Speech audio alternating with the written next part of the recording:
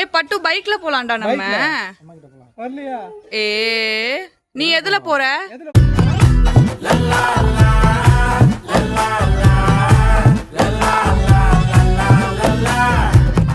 பட்டு புது வீடு பிடிச்சிருக்கா? புது வீடு பிடிச்சிருக்கா? கார் வருதா? ஓரமா போலாம்.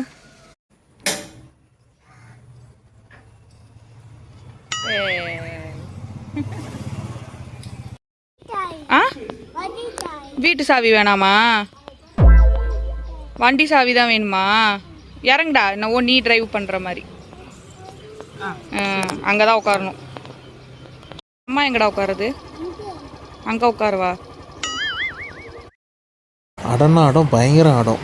இவனை சமாதானம் பண்ணிவிட்டு ஒரு வழியாக கிளம்பவே 7:30 ஆயிடுச்சு. சரி 7:30 கிளம்புனா 11:30 போல் ரீச் ஆகும். ஓகே, ரிட்டன் வரவும் டைம் கரெக்டாக இருக்கும்னு சொல்லிட்டு ஒரு பிளானில் கிளம்பிட்டோம். வெயில் காலையில் கொஞ்சம் கம்மியாக தான் இருந்தது. எங்கே கிளம்பிட்டோம் தெரியுமா பட்டு? தொடக்கூடாது.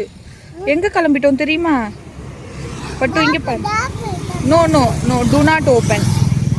No no. பிச்சு பிச்சு. No no no. காஞ்சிபுரம் கிட்ட போக போக பார்த்தீங்கன்னா பயங்கர டிராஃபிக். இந்த டிராஃபிக்கில் நிற்கிறத பிரேக்ஃபாஸ்ட்டை முடிச்சிடலாம் அப்படின்னு சொல்லிட்டு ஹோட்டலை தேடிக்கிட்டு இருந்தோம். எலெக்ஷன் டே அன்றைக்கி பார்த்திங்கன்னா எனக்கு ஹோட்டல் எதுவுமே கண்ணில் படலை.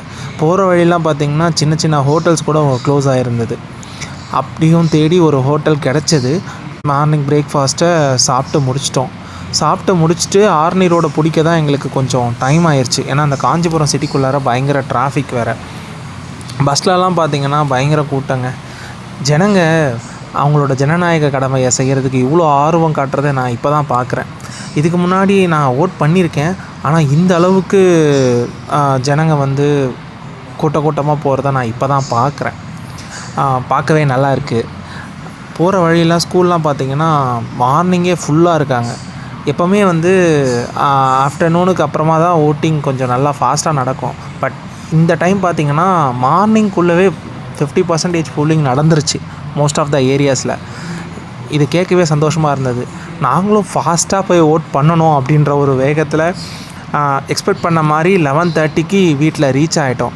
வீட்டுக்கு ரீச் ஆன உடனே பைக் விட்டுட்டு ஆதார் கார்டு, ஓட்டிங் ஸ்லிப்லாம் எடுத்துகிட்டு நேராக பூத்துக்கு போயாச்சு. அங்கே போயிட்டு பார்த்தா கூட்டம் கொஞ்சம் கம்மியாக தான் இருந்தது. எங்களோட ஓட்டிங்கை முடிச்சுட்டு அதுக்கப்புறம் ரிட்டன் வீட்டுக்கு வந்து தான் மதியம் லஞ்சே எடுத்துக்கிட்டோம். ஒரு வழியாக ஜனநாயக கடமையை முடிச்சிட்டோம். சாப்பிட்டு நல்லா ரெஸ்ட் எடுத்துகிட்டு நைட்டு சென்னை ரிட்டன் ஆகணும், ஏன்னா மறுநாள் ஆஃபீஸ் போகணுன்றதுக்காக 5:30 போல் ரிட்டன் கிளம்பிட்டோம். கிளம்பி நைட்டு சென்னை ரீச் ஆக 10:30 ஆயிடுச்சு.